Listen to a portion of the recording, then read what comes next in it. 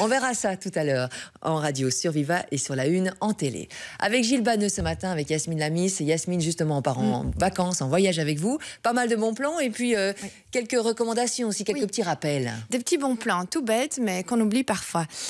Donc aussi des bons plans si vous partez en vacances bientôt.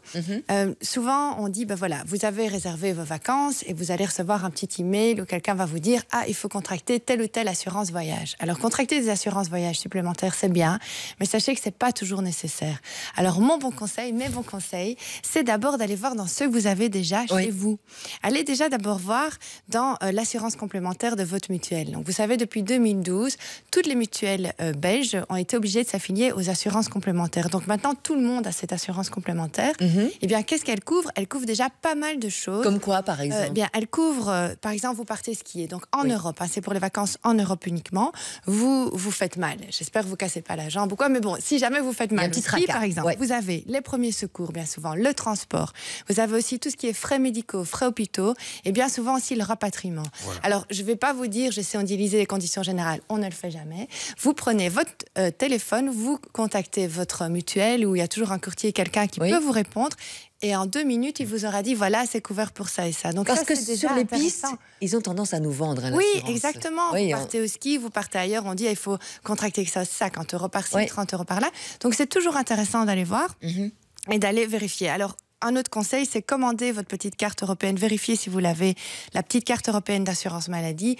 Je pense qu'elle est valable qu'1 an, donc il faut savoir commander une nouvelle. Maintenant, si vous ne l'avez pas, il y a toujours moyen de s'arranger, mais c'est toujours intéressant d'avoir ça dans votre poche ou dans votre... Elle sert à quoi, celle-là? Eh bien, vous avez déjà tous les numéros de téléphone et toutes les infos utiles, mais aussi, il suffit de vous montrer la carte et alors vous avez pas de problème si vous avez un pépin sur les pistes, par exemple. Alors, autre chose, j'ai déjà dit tantôt, les cartes bancaires, la carte Visa, c'est intéressant si vous payez online, mais c'est aussi intéressant parce qu'il y a aussi des garanties. En cas d'accident, par exemple, il y a parfois aussi des garanties qui sont prévues.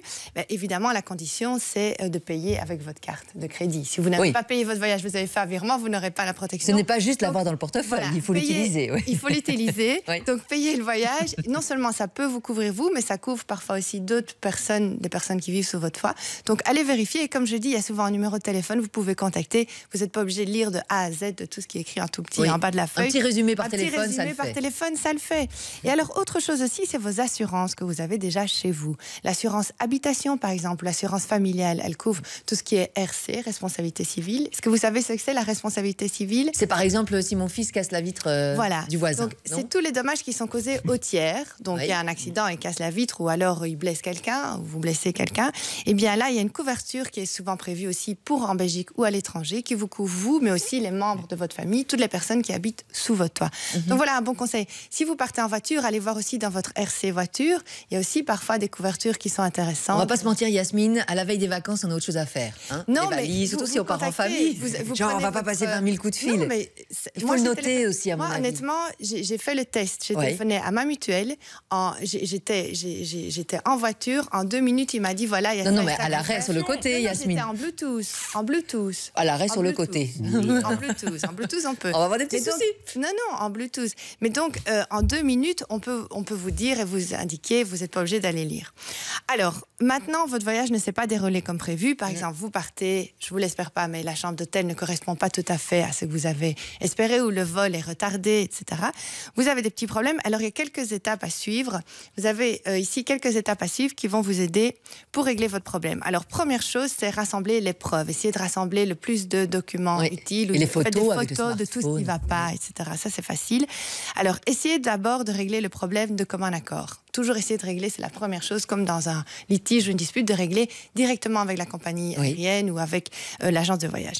Alors, si vous n'y parvenez pas, alors il y a des voilà. Ah, vous avez vécu la chose, Gilles? Racontez-nous. Avec une compagnie aérienne. Une agence de voyage, je ne citerai pas, mais voilà, si je ne connaissais pas tous ces bons tuyaux. Mais justement, alors, si vous avez... Il y avait des fourmis dans la chambre. Ah oui. C'est l'horreur. Et du coup, les vacances tournent au cauchemar. Ah oui, parce qu'on a payé bonbons et on râle pour ça aussi, évidemment.